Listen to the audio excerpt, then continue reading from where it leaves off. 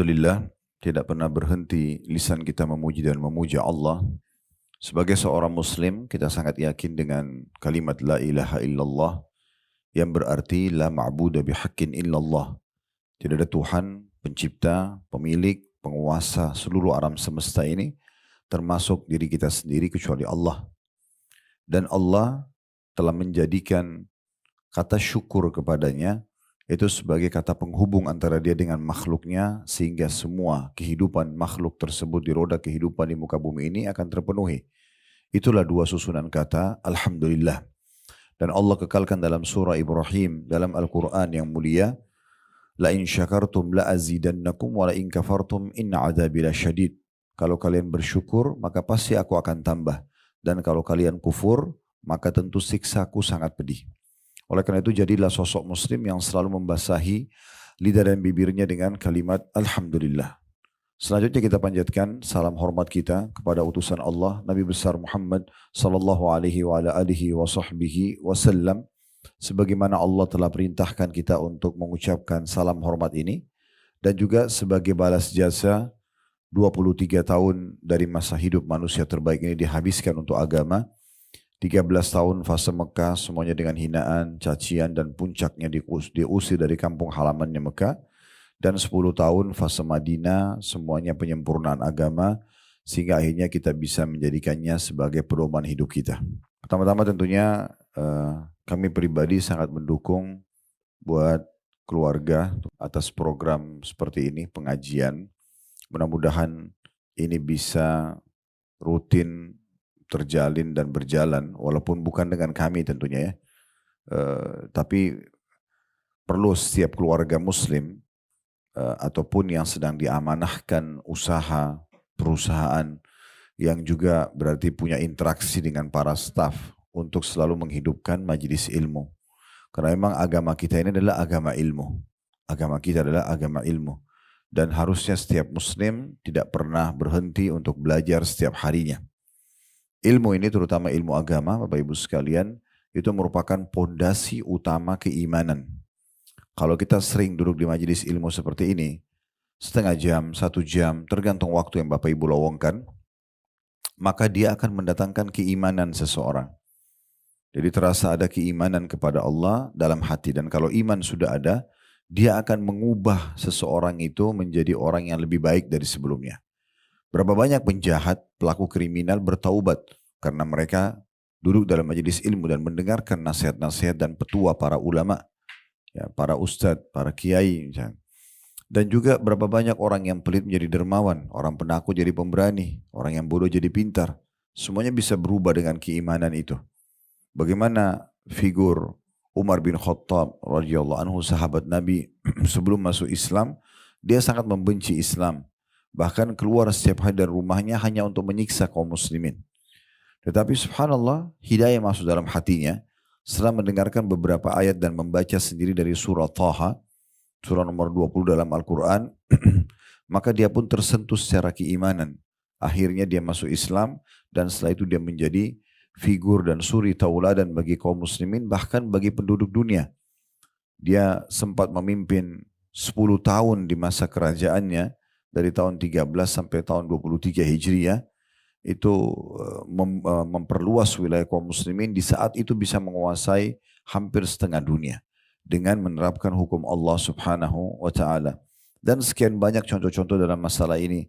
Ada dari kalangan tabi'in seperti yang disebutkan namanya Fudail bin Iyad rahimahullah, ini dulu perampok jalan. Ya, kalau kita sekarang mungkin preman ya. Setiap orang lewat di wilayah yang dikuasai oleh Fudail bin Iyad, pasti orangnya dibunuh dan diambil hartanya.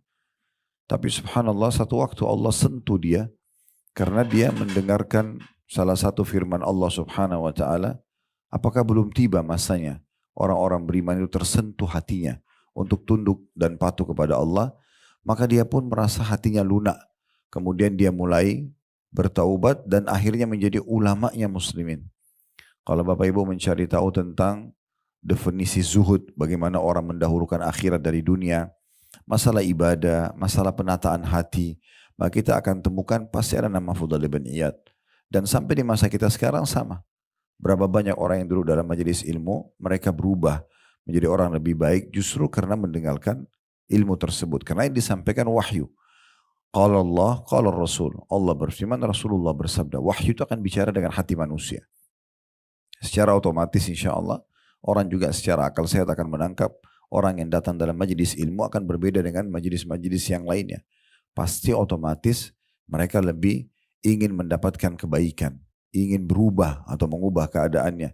Selain majelis ilmu pasti akan beda sekali tujuan dan maksudnya.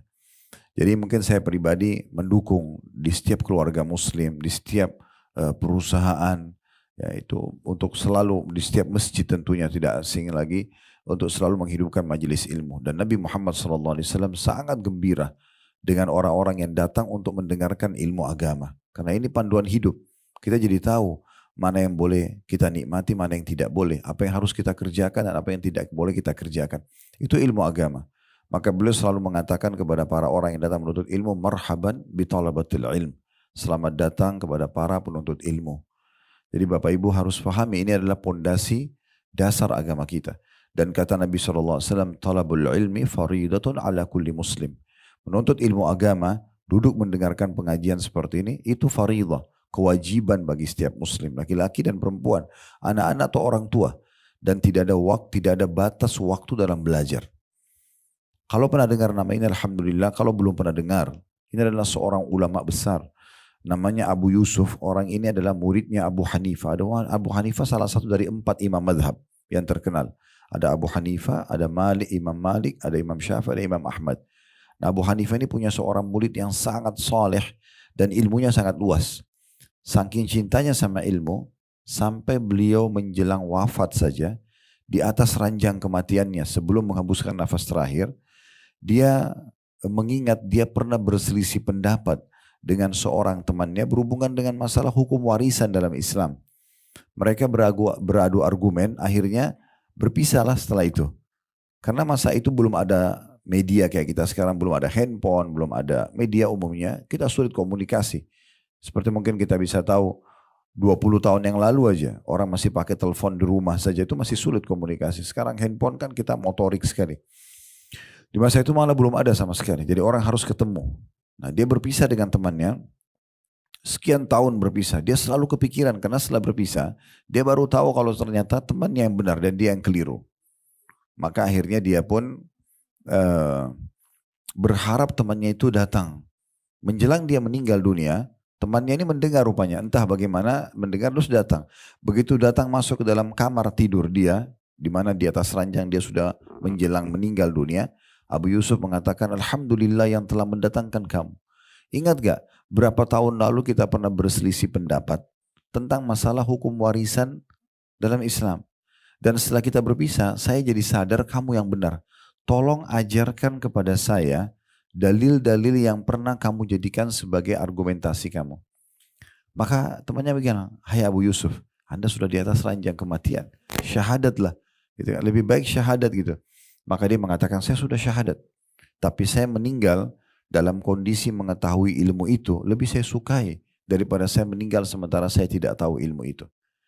Akhirnya beliau pun diajarkan oleh temannya, Allah berfirman dalam surah ini, ayat ini, Rasulullah bersabda begini, dihafal sama Abu Yusuf.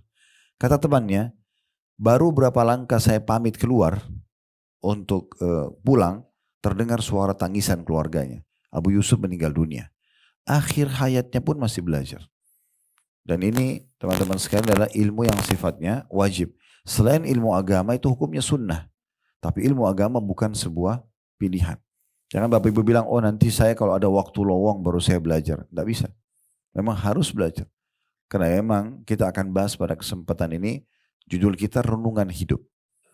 Nah ini saya akan korelasikan dengan apa yang kita sampaikan dalam pembukaan tadi.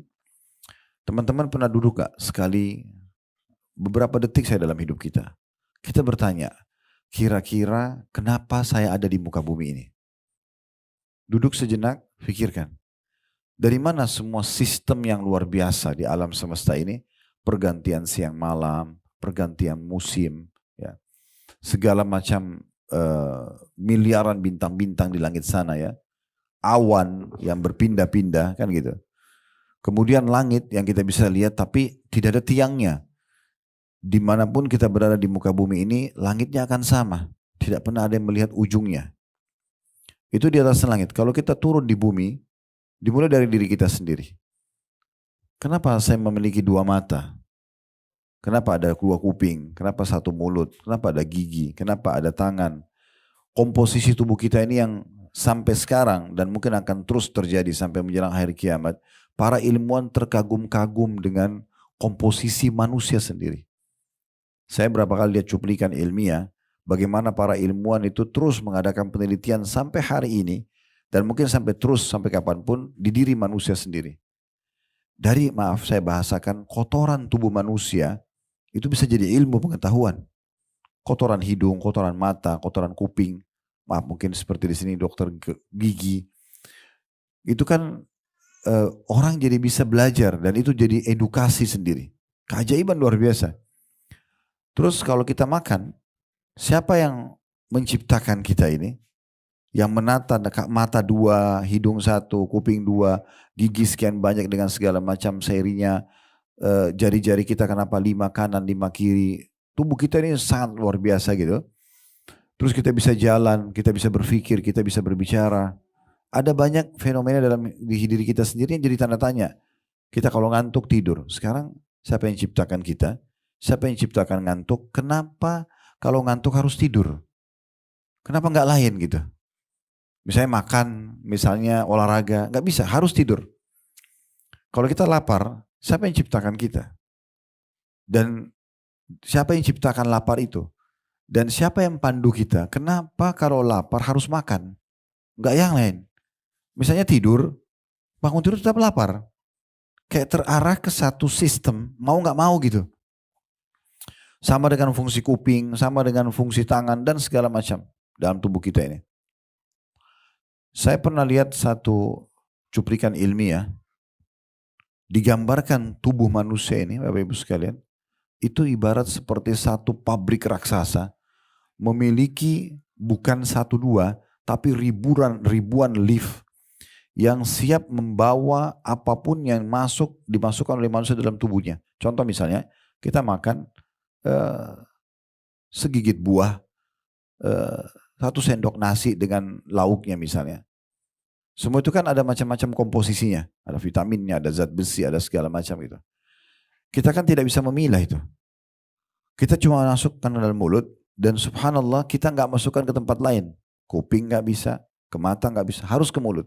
Ini kan kayak ada satu sistem yang harus memaksa kita tanda kutip ke situ.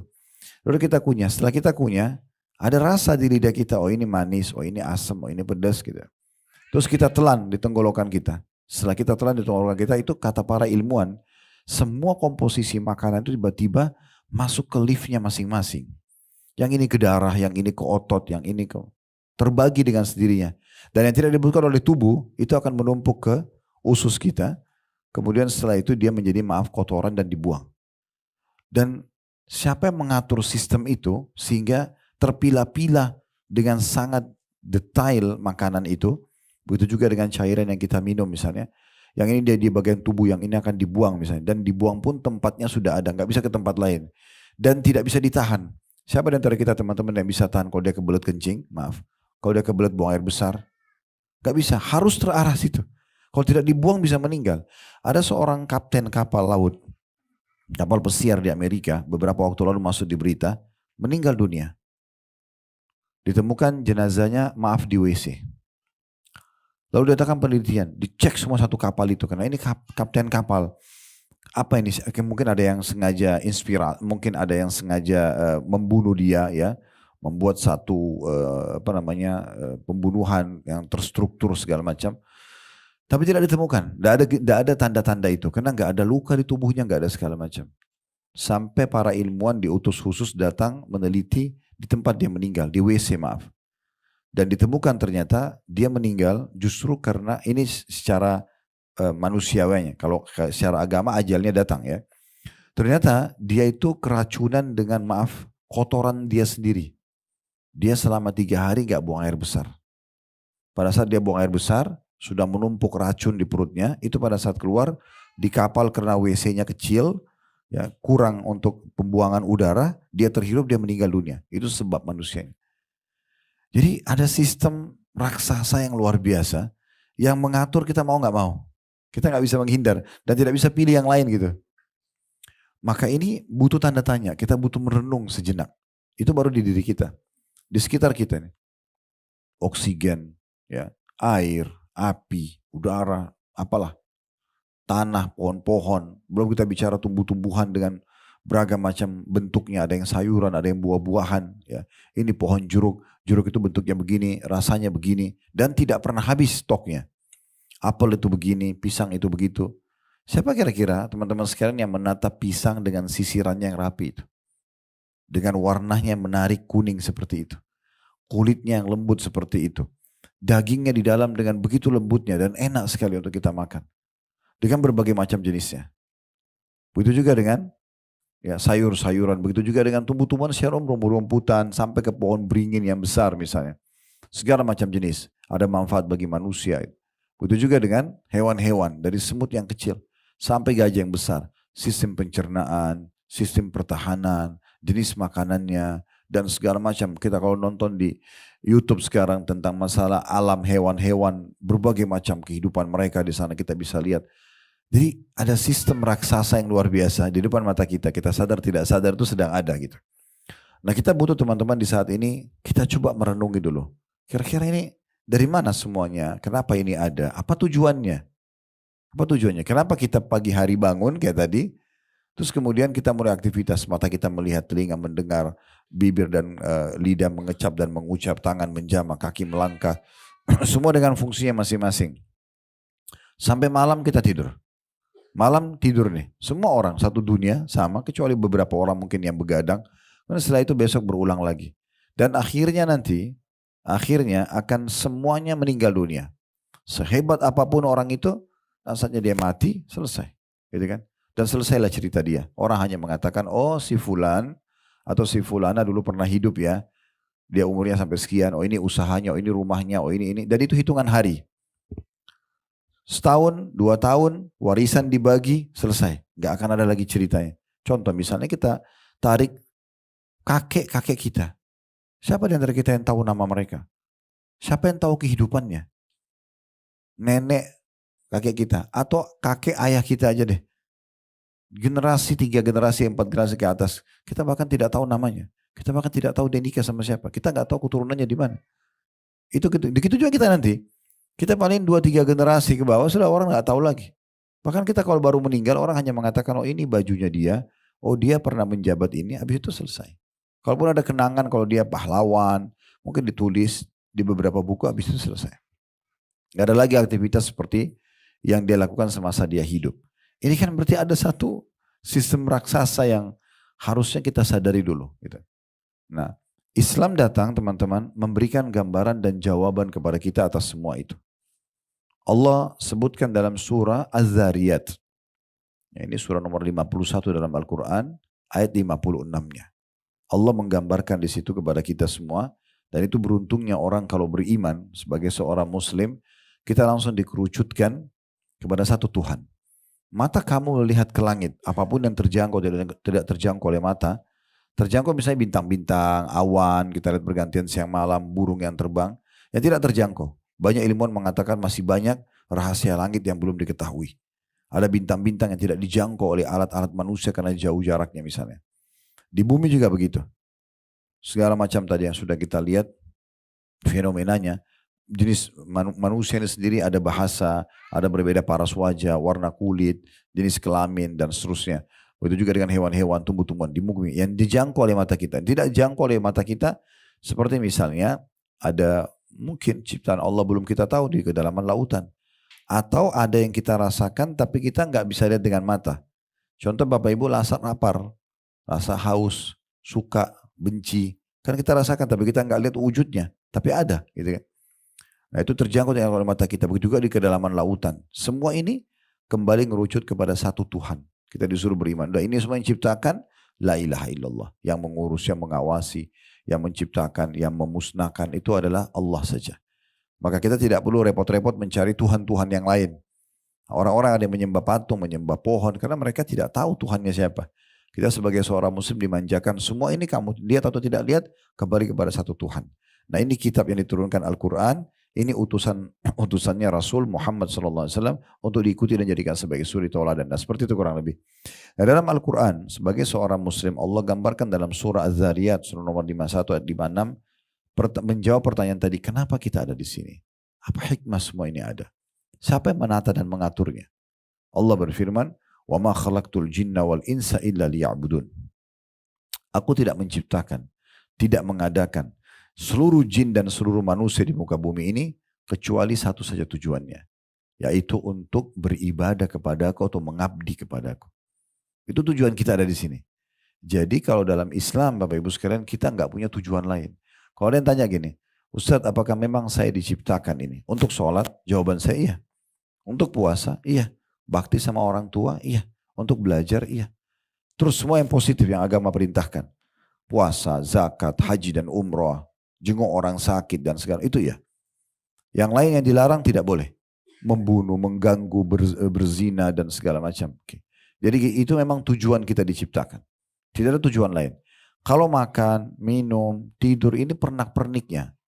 Pelengkapnya saja. Sayangnya karena banyak orang muslim tidak faham.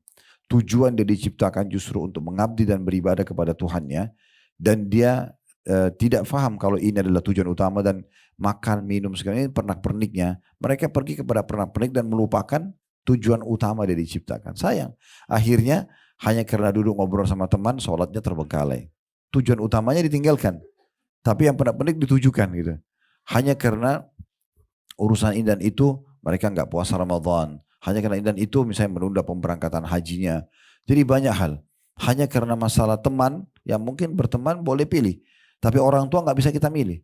Lalu dia pilih untuk pilih temannya daripada bakti sama orang tuanya. Ini kan semua karena tidak paham tentang masalah tujuan dia diciptakan. Kita juga perlu renungi teman-teman sekalian firman Allah Subhanahu wa taala yang lain. Saya coba bacakan beberapa ayat-ayat Al-Qur'an yang menggambarkan ini. Di antaranya di dalam surah Al-Mu'minun surah nomor 23 ayat 115. Kalau teman-teman nanti buka Al-Quran di saat lagi tadabbur, lagi merenungi makna-maknanya di rumah, bisa dibaca Al-Mu'minun surah nomor 23 dari ayat 99 sampai 115. Tapi kita akan coba baca 115 yang Allah mengatakan, "Afahasibtum annama khalaqnakum abathan wa annakum ilaina la turja'un?" Apakah kalian mengira wahai para manusia, kami ciptakan kalian sia-sia? Ada di muka bumi ini omong kosong aja, buang-buang waktu, tidak ada yang bermanfaat, misalnya dikerjakan, malah melakukan pelanggaran-pelanggaran yang Allah larang, dan kalian mengira kalian tidak akan kembali kepada kami, tidak akan diminta pertanggungjawaban, itu nggak mungkin. Ya. Ibnu Qayyim al-Jauzi rahimahullah berkata, makna daripada ayat ini, apakah kalian diciptakan tanpa ada maksud dan hikmah? Tidak untuk beribadah kepada Allah dan juga tanpa alasan dan balasan dari sisinya. Kan betapa nihilnya kehidupan teman-teman. Kalau kita baik sama orang tua kita baik sama tetangga, kita suka memberi, ya, kita senyum dengan orang, kita berbuat baik, lalu tidak dapat balasannya. Kan nihil sekali gitu ya, kayak hampa kehidupan. Atau kita berbuat jahat, kita kejam sama orang, zalim dengan bawahan kita misalnya karena kita punya power atau pemimpin pada masyarakatnya lalu tidak dihukum, itu kan berarti aneh sekali ya. Allah berfirman mengatakan wa may ya'mal mithqala dzarratin khairan yarah. Ketahuilah siapa saja dari kalian berbuat satu kebaikan seperti biji sawi akan diperlihatkan dan akan terima balasannya. Wa may ya'mal mithqala dzarratin syarran yarah. Siapa yang berbuat seperti biji sawi dari keburukan juga akan diperlihatkan dan akan dihukum kepadanya.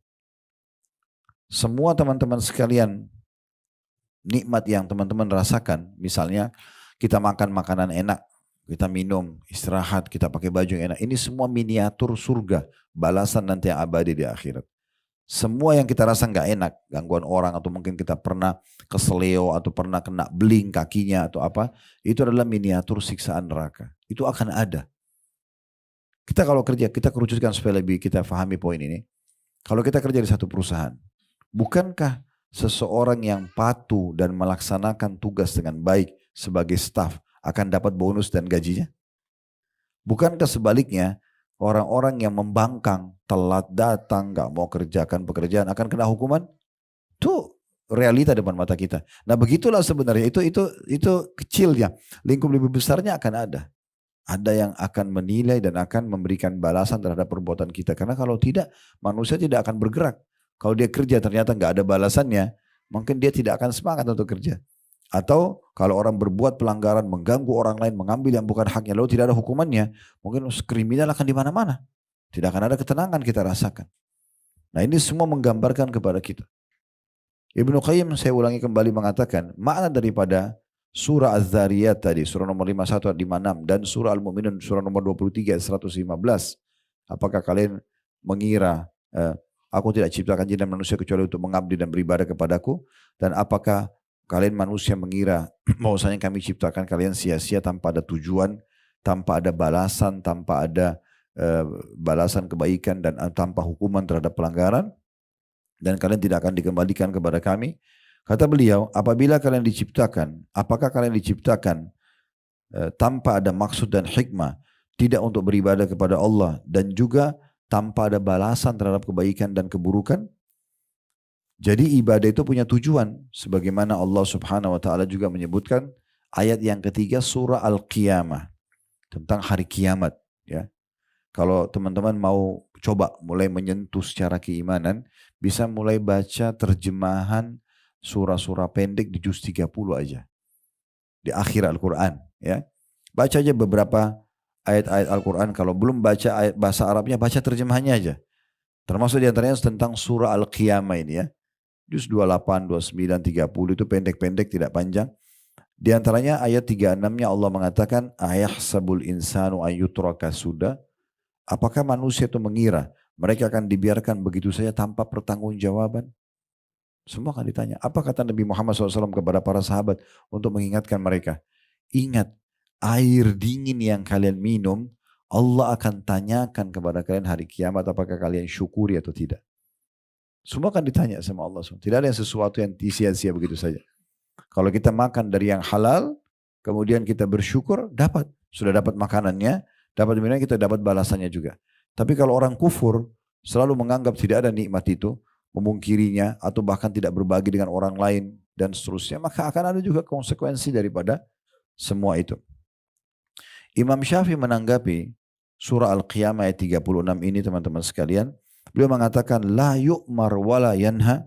Apakah mereka menganggap manusia bahwasanya mereka tidak akan diperintah dan dilarang? Hidup begitu saja? Nggak ada perintah yang wajib, tidak ada yang sunnah, atau tidak ada larangan-larangannya? Juga beliau mengatakan, atau ulama lain mengatakan, la yuthabu wa la yu'aqab. Mereka mengira bahwasanya mereka tidak akan dibalas dari kebaikan yang mereka lakukan. Dan mereka juga tidak akan dihukum terhadap apa yang mereka langgar. Tanda tanya ini. Artinya ini pemahaman yang sangat keliru. Ya. Tidak mungkin itu terjadi semuanya tanpa ada tujuannya. Teman-teman sekalian, supaya lebih dalam kita memahami. Karena kan ini kita bicara berarti mengabdi kepada Allah, ya. Allah tidak nampak dengan mata kita. Tetapi banyak sekali bukti kalau Allah sebagai pencipta. Supaya lebih jelas dulu, kita datangkan Tuhan-Tuhan selain Allah. Fir'aun yang sampai sekarang muminya masih ada di museum di kota Kairo. Saya pun pernah bawa jemaah travel kami untuk datang ke sana dan melihat, ya, mumi itu, karena Allah kekalkan dalam Al-Quran, hari ini kami selamatkan jasadmu hai Fir'aun agar menjadi tanda-tanda kebesaran kami bagi seluruh manusia. Bagaimana dia membangkang 10 tahun Nabi Musa dakwahi, ajak beriman kepada Allah, tidak mau. Fir'aun ini, teman-teman sekalian, fisiknya sempurna. Tampan, tinggi, kekar, kaya raya, raja, keturunannya banyak, ya. Di awal Nabi Musa bergabung di istananya memang belum ada anaknya, tapi setelah itu punya keturunan banyak dia. Dan pasukannya itu pada masa itu belum bisa ada yang mengalahkan.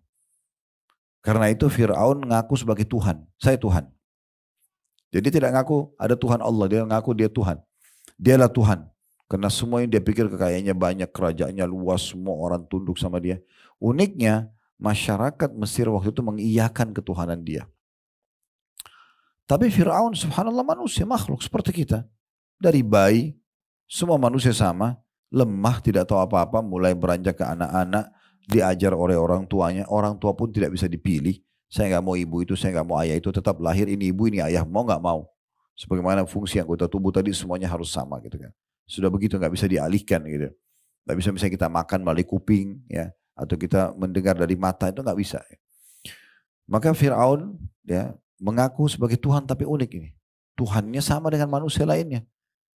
Makan juga kalau lapar, tidur juga kalau ngantuk, sama. Sama, buang air besar, buang air kecil, sama. Dari bayi sampai tua gitu. Karena dia mengaku sebagai Tuhan, Allah mengutus kepadanya Nabi Musa alaihissalam. Nabi Musa mendakwai, hai Fir'aun, dari mana kau bisa mengaku Tuhan? Kau ini manusia biasa sama dengan kita.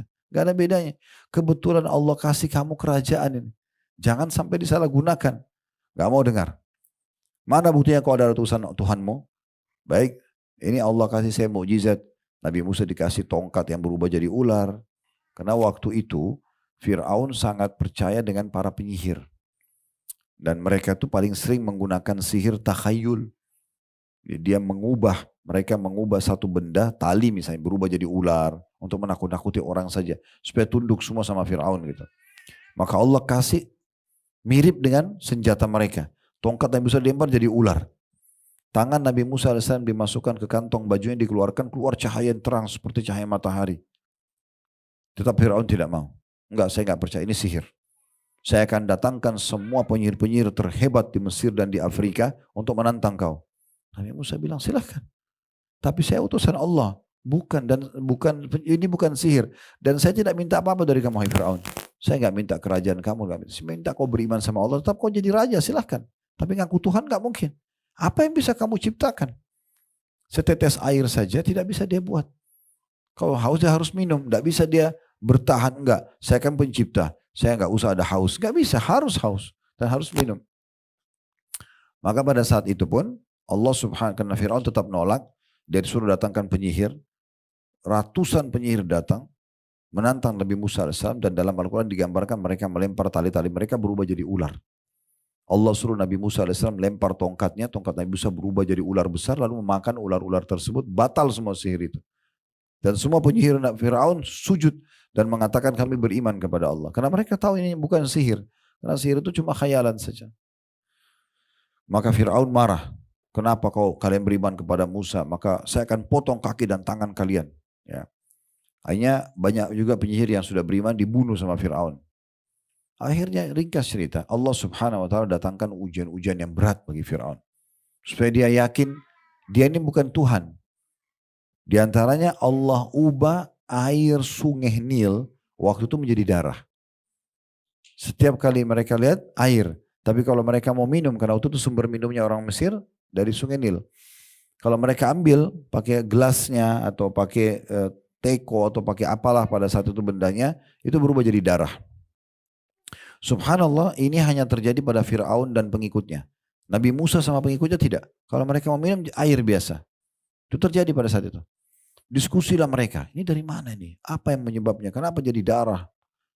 Kita tahu kalau makan, kita masih bisa bertahan 2-3 hari gak makan. Oke lah. Kalau minum, gak mungkin. Haus ini gak mungkin. Sehari aja kita sudah kering tenggorokan, gak mungkin. Kita gak mungkin tahan tanpa air. Kalau makan kita masih bisa tahan. Ya. Maka waktu itu mereka bilang sama Fir'aun, wahai Tuhan kami, wahai Raja kami, sungai Nil berubah jadi darah. Kita nggak punya solusi lain. Lakukan apa saja. Sudah, kami sudah lempar tumbal ke sungai Nil. Mereka sudah beli sapi, mereka sudah lempar anak gadis yang jadikan tumbal. Kan waktu itu mereka jadikan tumbal gitu. Anak gadis datangkan dilempar satu tempat. Begitu. Macam-macam. Tidak ada perubahan. Maka mereka bilang, kami sudah lakukan semua. Tidak ada solusinya. Maka Fir'aun bilang, lalu apa saran kalian? Kata para penasehatnya, yang kita belum lakukan cuma satu. Kita belum minta pada Tuhannya Musa. Yang lain sudah. Kan Musa ngaku punya Tuhan tuh. Ya. Kita belum minta sama Tuhannya Musa. Kalau yang lain sudah kita lakukan, sudah tidak ada lagi. Udah habis idenya. Ini gak bisa bertahan lama-lama. Air mati kalau gak minum. Maka Fir'aun bilang, kalau gitu coba panggil Musa. Kalau Tuhannya Musa bisa mengganti sungai Nil yang darah ini menjadi air, kita beriman. Dipanggil lah pada saat itu. Dipanggil pada saat itu, Nabi Musa alaihissalam datang Pada saat datang, ya, kemudian tiba-tiba saja Fir'aun bilang, wahai Musa, kamu kan tahu sungai Nil sekarang berubah jadi darah. Ya. Kalau Tuhanmu bisa membuat ya, supaya sungai Nil ini dari darah berubah menjadi air lagi, kami bisa minum, kami akan beriman kepada Tuhanmu, hai Musa. Nabi Musa bilang di depan mereka, apa kau benar, hai Fir'aun? Dia bilang, tentu saja. Maka di depan Fir'aun, Nabi Musa angkat tangan sambil mengatakan, ya Allah, sebagaimana engkau telah menguji masyarakat Mesir, sungai Nilnya berubah menjadi darah, sehingga mereka tidak bisa minum, ini sebagai peringatan darimu, kembalikanlah ya Allah, menjadi air biasa. Akhirnya setelah berdoa, Fir'aun tes, air diambil berubah jadi air. Supaya tidak mau beriman dia. Dia mengatakan, oh ini berarti permainan sihirnya Musa ini. Musa bilang, bukan. Ini benar-benar saya bukan penyihir. Ini bukan peringatan dari Allah. Nggak mau beriman. Allah datangkan sesuatu yang lain. Satu negeri Mesir, Bapak Ibu sekalian, ini Bapak Ibu bisa baca semua artikel, dengarin ceramah-ceramah ya di media kita tentang masalah bagaimana mukjizat Nabi Musa alaihissalam, diantaranya datangnya katak. Satu negeri Mesir datangi katak. Sampai ke ranjang-ranjangnya Fir'aun. Mereka ribut, terganggu dengan suara kodok atau katak itu. Banyak sekali. Fir'aun suruh musnahkan. Dimusnahkan, dibunuh berapa ekor, muncul sekian lebih banyak lagi. Keluar dari Laut Merah dan dari Sungai Nil. Gak bisa. Akhirnya penuhlah negeri mereka dengan itu. Fir'aun bilang, apa yang kalian harus lakukan? Sudah kami lakukan semua, tidak ada solusi. Ini makin banyak kataknya. Maka penasihatnya bilang, kita coba minta lagi sama Tuhannya Musa. Mungkin bisa. Karena penyihir-penyihirnya mereka semua sudah didatangkan, tidak ada yang bisa buat apa-apa. Panggil lagi Musa. Musa datang lagi. Fir'aun bilang lagi, hai Musa, kau tahu sekarang negeri kita lagi diserang sama katak begini banyak. Kita tidak tahu dari mana asalnya. Kalau Tuhanmu bisa hilangkan ini, kami akan beriman. Kata Musa, hai Fir'aun, benar gak? Kalau benar saya akan minta kepada Allah sekarang di depan matamu. Tuhanku dan Tuhanmu untuk menghilangkan ini. Dan aku cuma ajak kau beriman kepadanya. Setelah itu, tetap kau dengan kerajaanmu, tetap dengan kalian. Tidak ada yang ganggu kerajaan kamu ini. Cuma beriman kepada, jangan aku Tuhan. Baiklah. Nabi Musa AS berdoa di depan Fir'aun, ya Allah hilangkanlah kata-kata ini sebagai ujian bagi masyarakat Mesir. Depan mata mereka, kata itu semuanya kayak bersatu ke satu arah menuju ke Laut Merah sama Sungai Nil. Masuk dalam air, hilang semua. Bersih Mesir. Fir'aun mengatakan, oh ini sihirnya Musa. Begitu terus. Terus saja. Satu demi satu semua mukjizat Allah ditolak sama dia. Sampai akhirnya sudah banyak orang yang yakin bahwasanya Musa kan bukan ngaku Tuhan, beda sama Fir'aun. Musa cuma mengajak kepada Tuhannya dia pun tunduk sama Tuhannya. Maka sudah mulai banyak orang beriman, akhirnya Fir'aun jengkel, harus dibunuh nih Musa. Dikejar Musa alaihissalam. Musa manusiawi lari dengan pengikutnya. Sampai tiba di Laut Merah, sudah depan mata dia Laut Merah. Laut Merah itu sekarang ada 4 negara ya yang mengelilingi, yang dekat Laut Merah. Ada Mesir, ada Saudi, ada Palestina, ada Jordania. Jadi kalau kita ke negeri ini ada satu titik, saya pernah datang ke situ bawa jemaah. Kami datang ke titik Laut Merah itu dan kelihatan sekali kalau kita itu lihat 4 negara itu berhadapan gitu. Dan di situ pas tiba di sana Nabi Musa alaihissalam sudah sampai di pojok, di pinggir laut, depannya lautan yang sangat dalam, di belakangnya Fir'aun. Allah memang buat sampai Fir'aun bisa melihat Musa dan pengikutnya. Dalam Al-Quran digambarkan Fir'aun mengatakan, innahum lasyirzimatun qalilun. Mereka ini kecil banget jumlahnya, gitu loh. Kita bantai aja nih. Ini Fir'aun Musa yang ganggu-ganggu ketuhanan saya, ya gitu. Maka ada satu pengikut Nabi Musa mengatakan, inna lamudrakun. Kita sudah dijangkau. Sebagian ulama menjelaskan makna sudah dijangkau. Fir'aun dan pasukannya sudah bisa melempar tobak mereka untuk membunuh. Sangat dekat sekali. Maka Nabi Musa mengatakan dalam Al-Quran, ini Bapak Ibu bisa baca dari semua ayat Al-Quran yang menceritakan tentang Nabi Musa. Nabi yang paling banyak Allah ceritakan dalam Al-Quran Nabi Musa AS. Dan kisah Fir'aun ini terulang-ulang gitu. Supaya jadi pelajaran. Maka pada saat itu Nabi Musa mengatakan, kalla inna ma'i rabbi sayahdin. Nggak mungkin, Tuhanku akan berikan petunjuk. Di saat itu Jibril datang menyampaikan, hai Musa, tugasmu hanya ayunkan tongkat yang berubah jadi ular yang mengalahkan para penyihir, pukulkan ke pinggiran Laut Merah, itu saja. Nabi Musa pun waktu itu tidak tahu apa yang akan terjadi. Cuma perintah dia ikut. Maka diangkat tongkat tersebut dan waktu diangkat, Fir'aun tahu tongkat ini. Kalau ini yang berubah jadi ular dan menghancurkan penyihirnya dia gitu. Maka waktu dipukulkan ke pinggiran, Allah menggambarkan maka laut tersebut famfalaka fakana kullu firqin kattaudil azim. Maka air Laut Merah itu tiba-tiba menjadi seperti dinding-dinding yang besar. Kiri dan kanan dan kering sekali dasarnya. Sehingga Bani Israel dan Nabi Musa AS berhasil lolos. Jalan di situ. Fir'aun kata sebagian ulama, andai saja di saat itu dia beriman kepada Allah, Allah perlihatkan tanda-tanda yang sangat besar. Air laut bisa berdiri seperti dinding gitu. Ya. Sampai orang-orang Bani Israel itu lewat itu dia bisa lihat ikan di kanan kirinya. Seperti cermin. Padahal itu air laut yang tadinya memang air laut itu. Maka Fir'aun tidak mau beriman. Dia mengatakan kejar Musa sebelum selamat ke pinggiran sana. Ke seberang. Maka waktu mereka kejar, Allah mudahkan orang-orang beriman lolos. Fir'aun berada di tengah-tengah, Allah tutup. Semua meninggal dunia. Sampai hari ini, baru berapa tahun yang lalu, dan sampai hari ini masih selalu diadakan penelitian di lokasi itu. Mungkin ada penemuan, dan ditemukan itu. Saya kemarin ke museum itu ada kereta yang baru ditemukan, diyakini itu adalah di masanya Ramses sekian, itu Fir'aun yang tenggelam itu. Ditemukan muminya dia, ya ditemukan banyak sekali peninggalan-peninggalan di situ ya.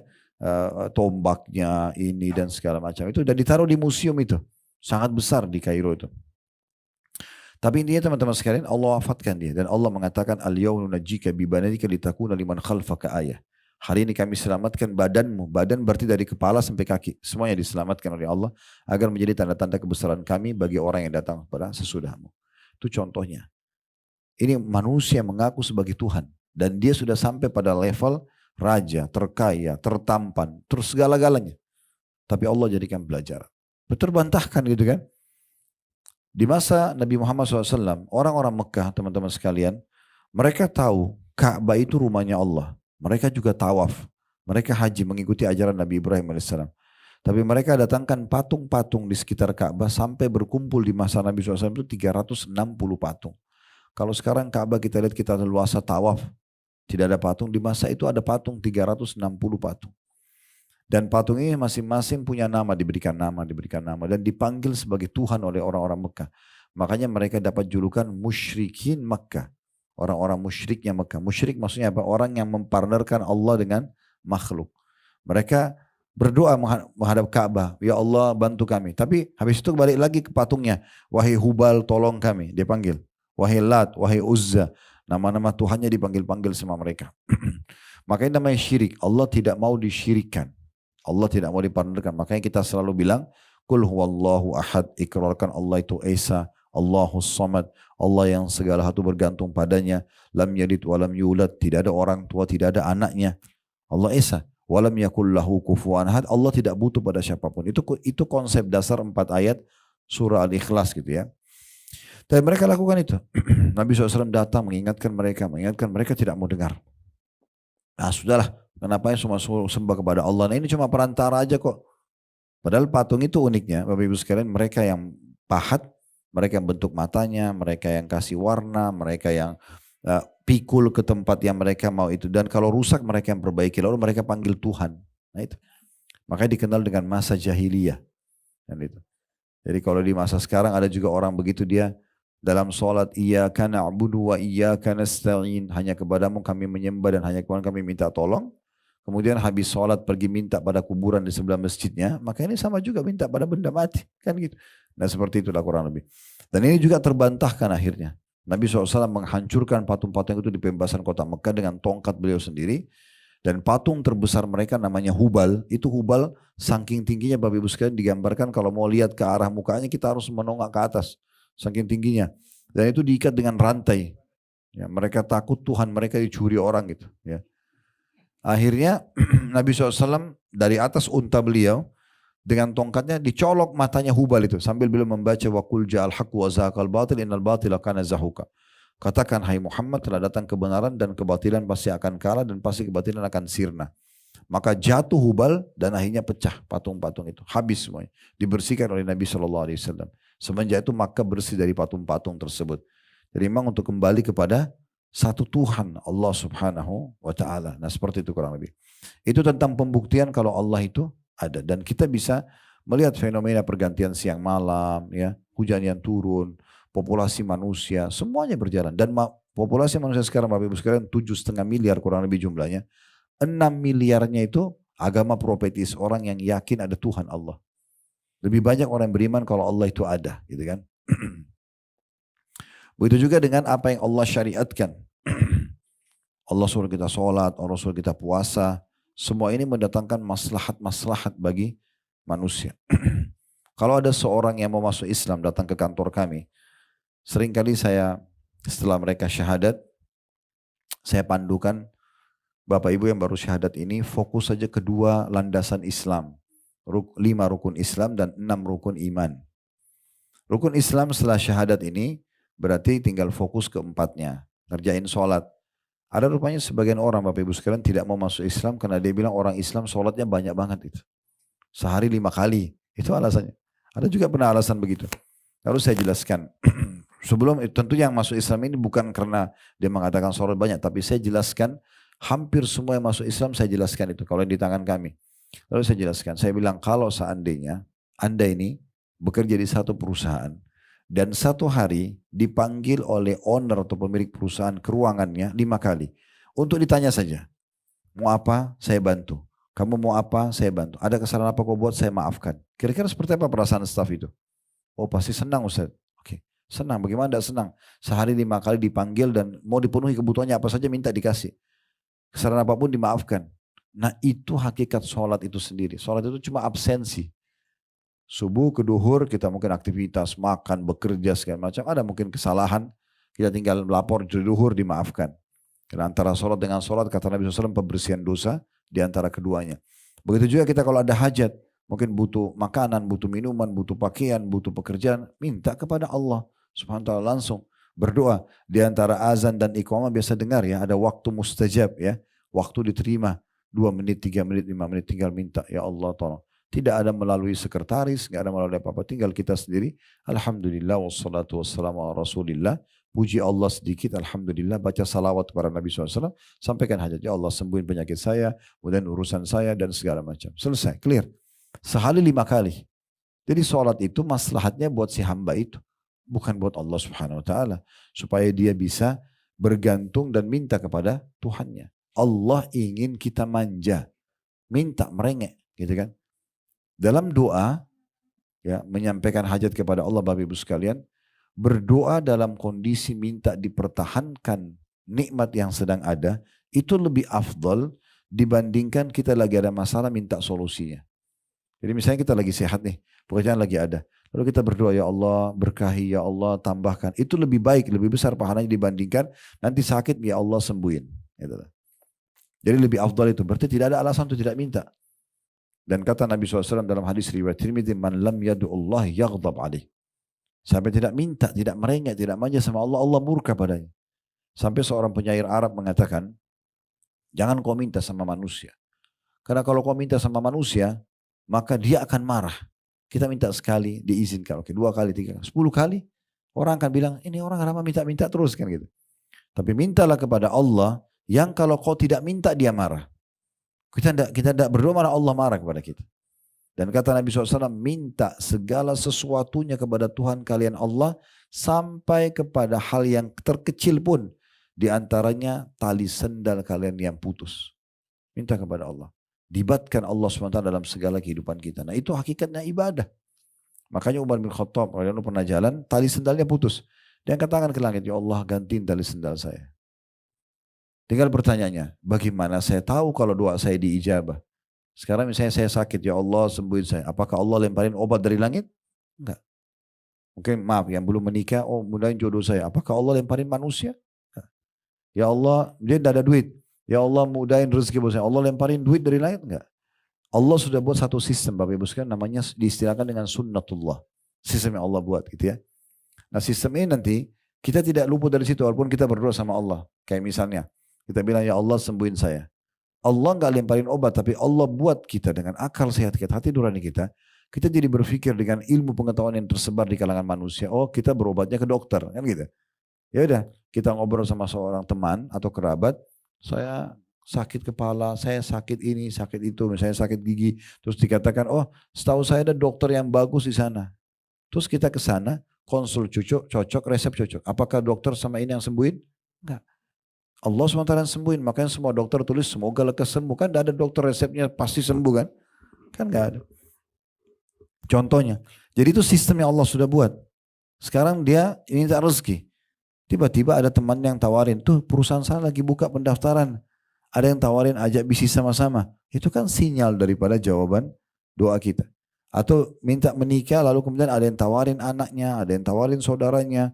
Kemudian dia pun cocok, dia menikah, akhirnya dia melangkah. Nah seperti itulah gambaran daripada hasil doa kita. Gitu ya. Baik Bapak Ibu sekalian, itu contoh saja di dalam ibadahnya. Begitu juga itu sholat tadi. Begitu juga dengan zakat.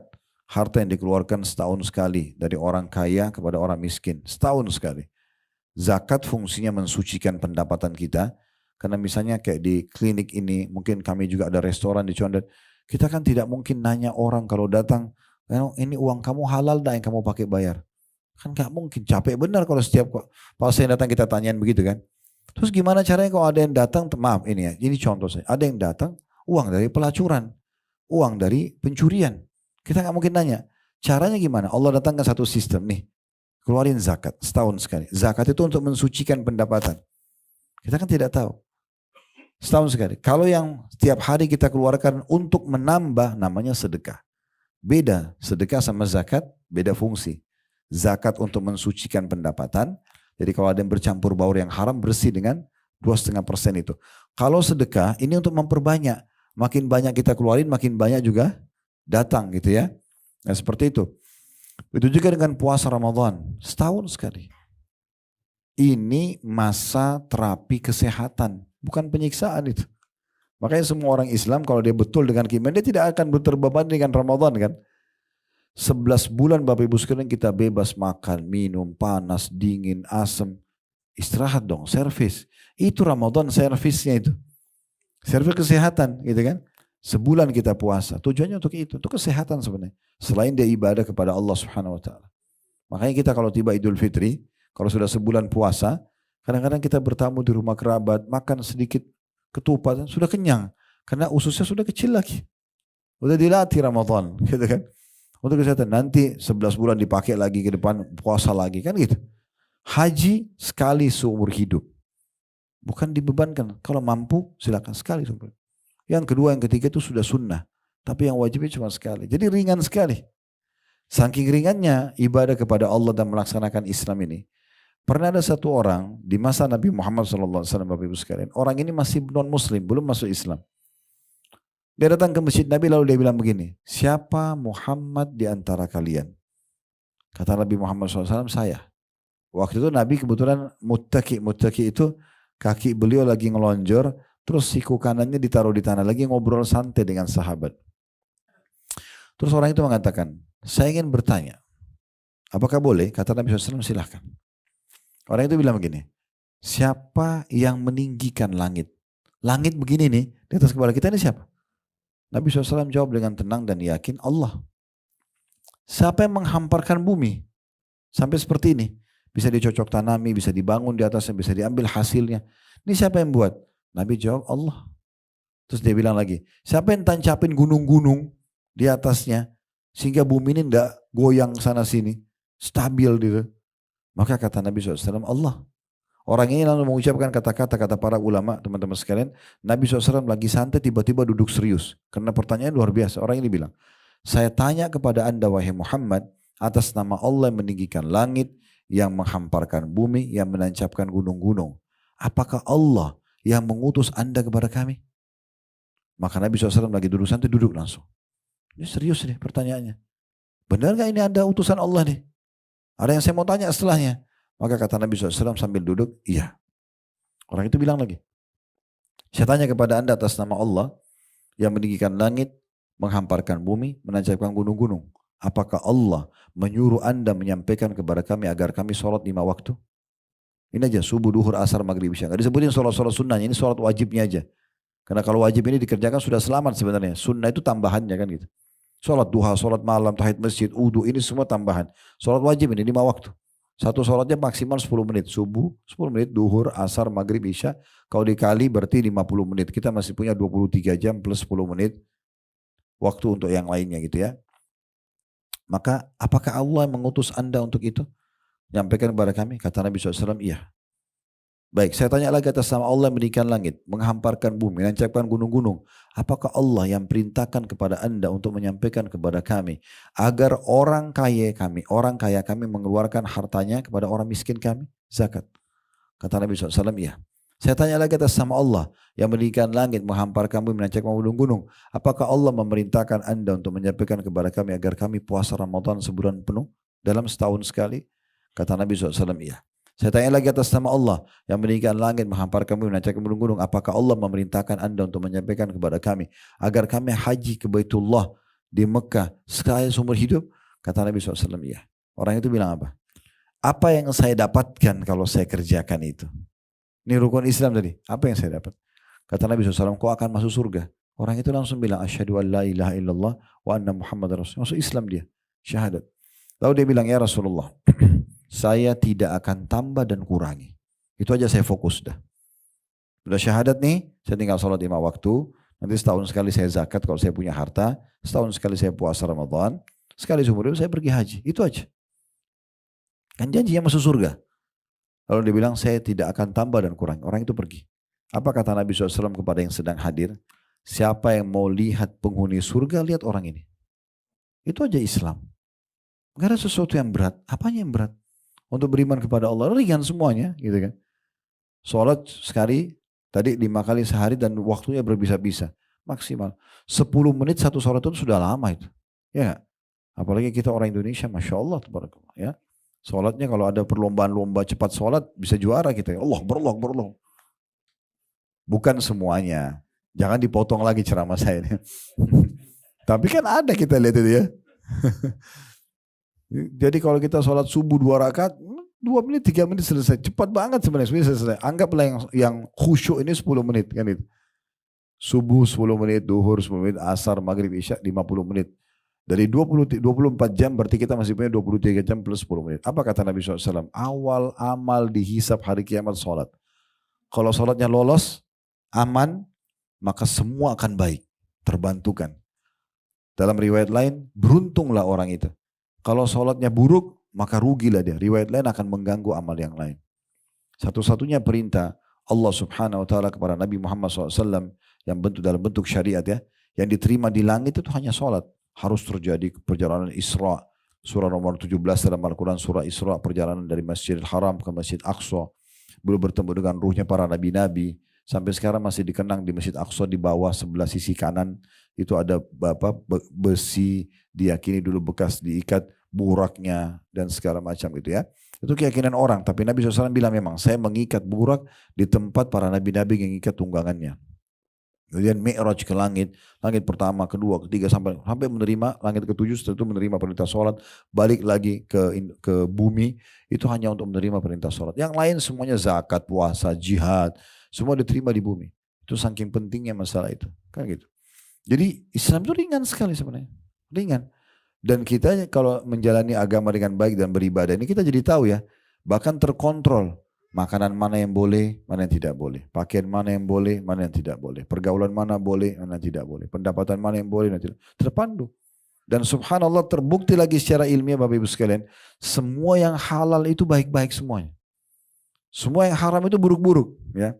Coba Allah perintahkan apa kita? Jujur, amanah, tanggung jawab, bakti sama orang tua, baik sama kerabat, ya, bersedekah. Kan baik-baik semua itu.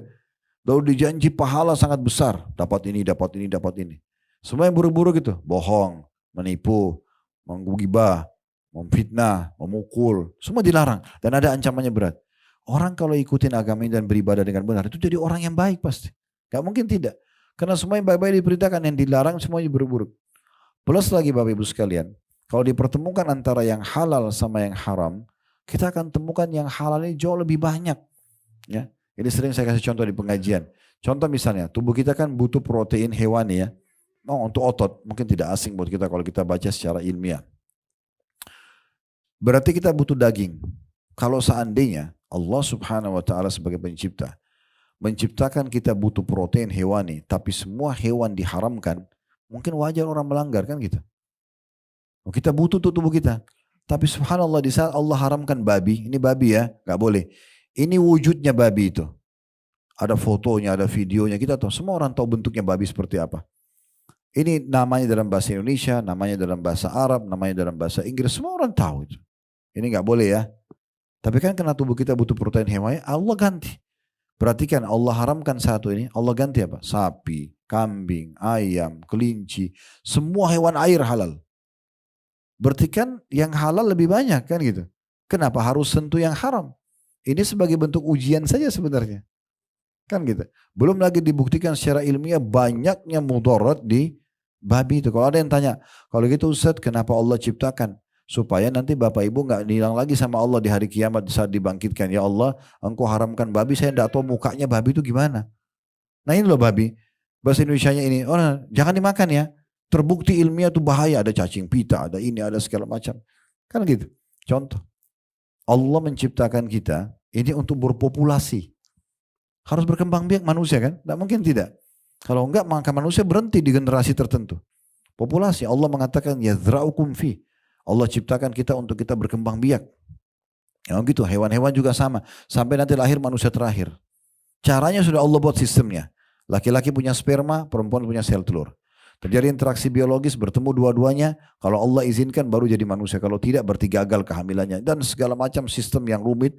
Yang kita tahu kalau kita pelajari secara ilmiah itu lebih dalam lagi. Tidak semua orang juga bisa tiba-tiba hamil. Tapi itu terjadi.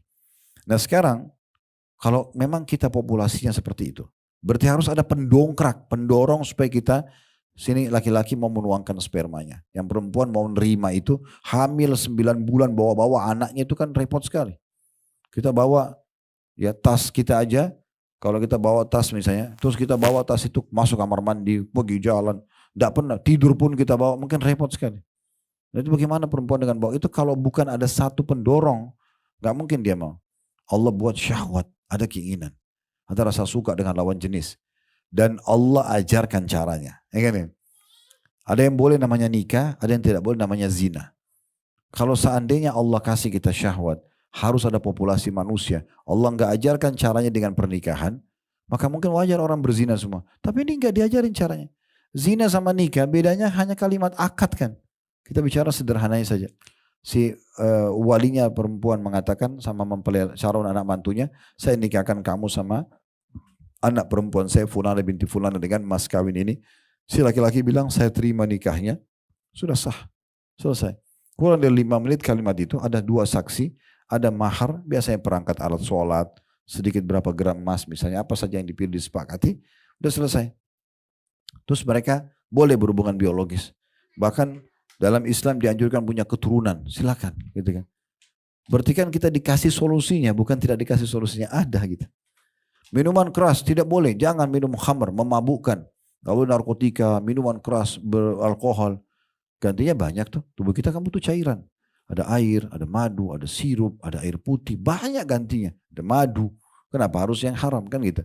Nah dengan melihat dan melirik juga syariat Allah SWT kita jadi faham, ini ada kebenaran sih. Semua terpandu dengan baik. Seorang muslim itu sangat terpandu dengan baik. Gitu. Sampai saya dapat informasi di beberapa supermarket di Jepang, ada muslim-muslim di sana ya, mengadakan survei. Itu ada orang-orang Jepang, orang penyembah matahari. Tuhannya mereka tuh dianggap kaisarnya anak dewa matahari lah apalah, keyakinan yang luar biasa. Saya pernah diundang oleh KBRI kita di sana Ramadan beberapa tahun yang lalu, saya 10 hari. Hampir setiap hari kita ceramah gitu kan. Sampai menjelang 10 hari di Tokyo, saya tidak ke kota lain waktu itu. Tapi setiap kali mau pergi ke KBRI, itu selalu lewat oleh drivernya diceritakan. Saya tanya ada patung-patung di pinggir jalan. Saya tanya, di sini keyakinannya orang apa? Sembah matahari Ustaz. Terus bagaimana cara mereka sembah? Itu pas lewat di lampu merah, sebelah kanan di jalan raya protokol besar kayak kita mungkin di Tamrin. Ini itu ada satu kotak gitu di semen dan itu sudah berlumut gitu ya. Itu ada patung-patung itu, patung-patung mereka. Mereka anggap itu perantara mereka untuk sembah dewa-dewa itu. Subhanallah gitu kan. Jadi ada-ada saja yang mereka lakukan gitu ya.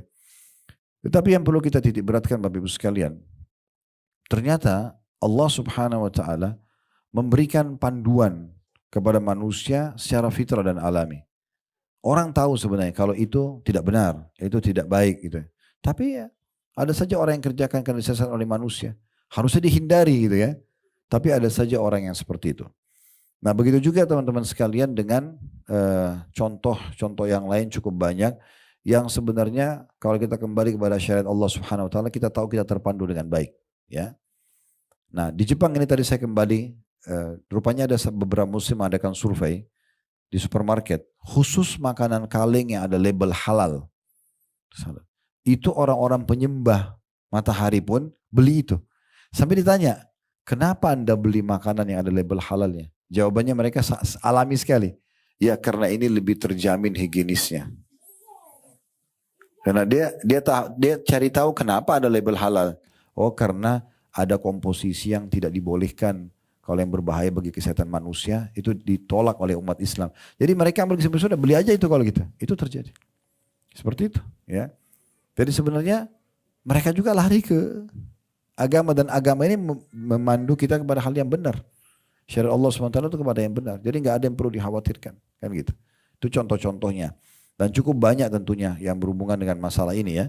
Banyak sekali contoh-contoh yang berhubungan dengan masalah ini. Dan banyak sekali orang kalau kita lihat yang mu'alaf yang masuk Islam, kita kalau dengarin masuk Islamnya mereka tuh unik-unik gitu ya. Unik-unik sekali.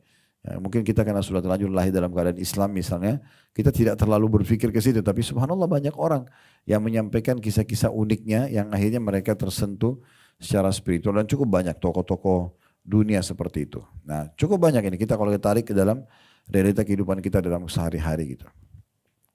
Nah Ibnu Taimiyah memaknakan ibadah itu, Bapak Ibu sekalian yang merupakan tujuan kita diciptakan, beliau mengatakan itu mengandung ya, mengenal, mencintai dan tunduk kepada Allah dan juga kita cinta dan ridho terhadap keputusannya.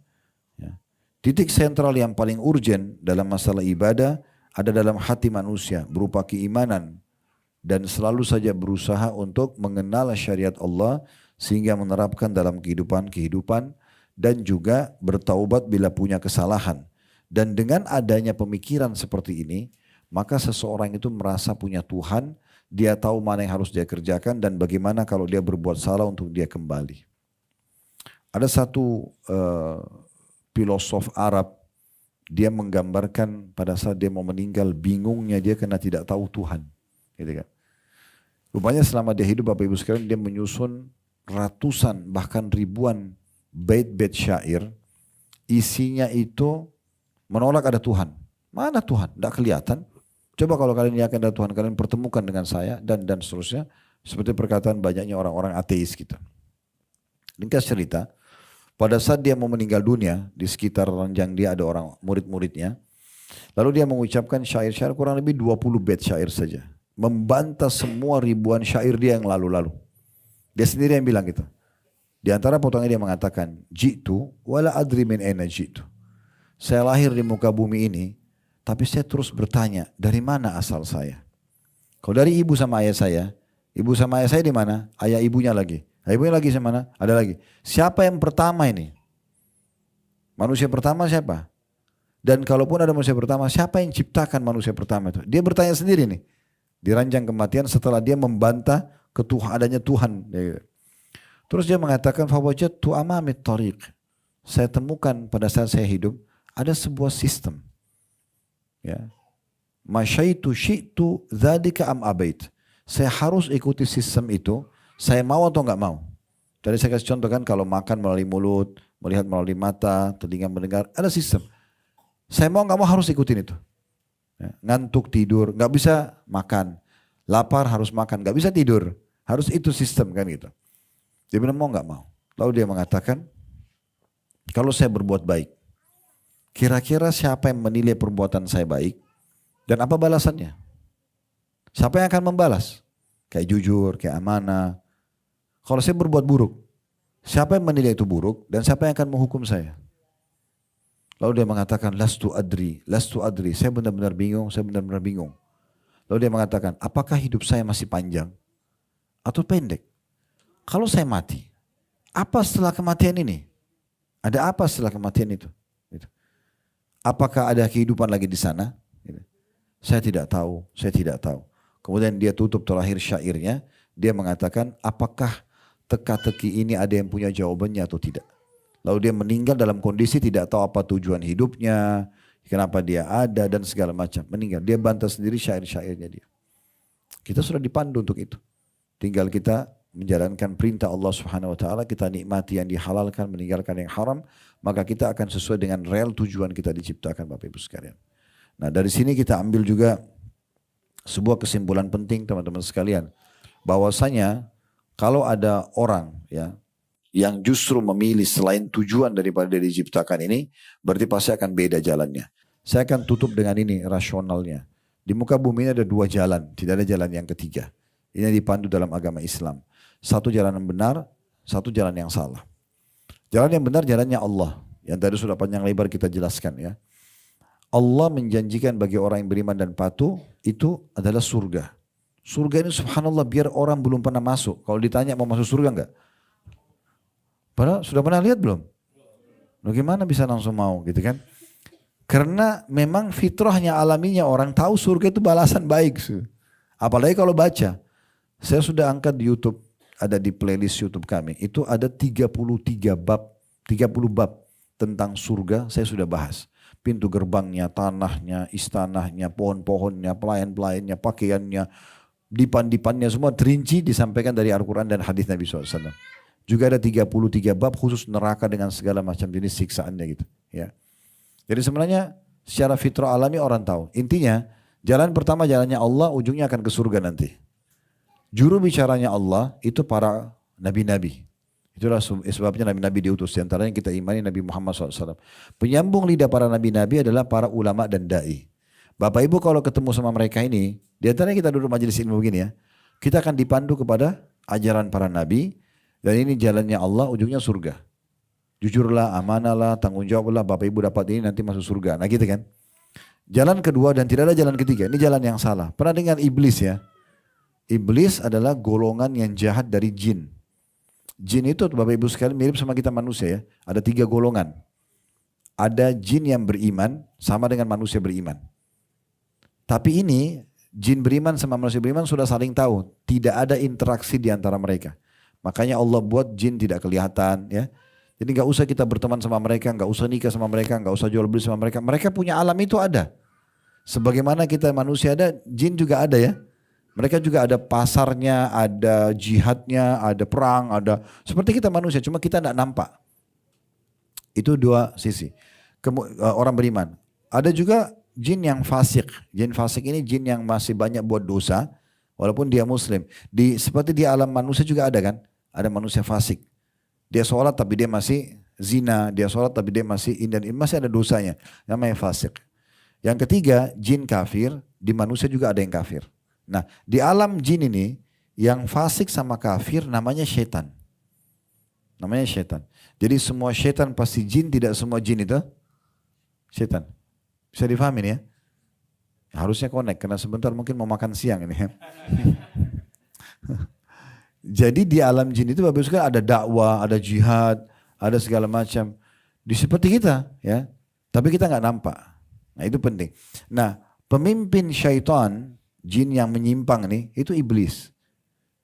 Allah gambarkan dalam Al-Quran bagaimana dia membangkang tidak mau sujud kepada Adam. Allah laknat dia, diturunkan, dia akan dimasukkan dalam neraka. Nah, dia janji dia akan sesatkan anak Adam. Itu sudah diceritakan panjang lebar, sudah dibeberkan sama kita.